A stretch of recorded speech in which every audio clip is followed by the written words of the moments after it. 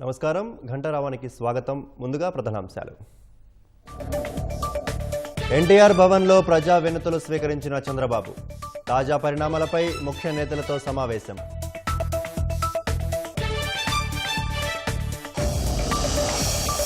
ఎన్టీఆర్ వైద్య సేవల పునరుద్ధరణకు రూట్ క్లియర్. బకాయిలపై హామీతో ప్రైవేటు ఆసుపత్రుల ఆందోళన విరమణ.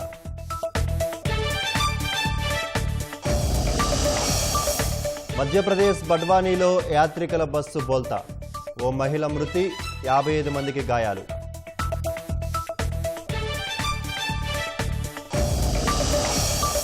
అమెరికా అణు పరీక్షలు మానవాళికి తీవ్ర ప్రమాదకరం. ట్రంప్ ప్రకటనతో నిపుణుల ఆందోళన.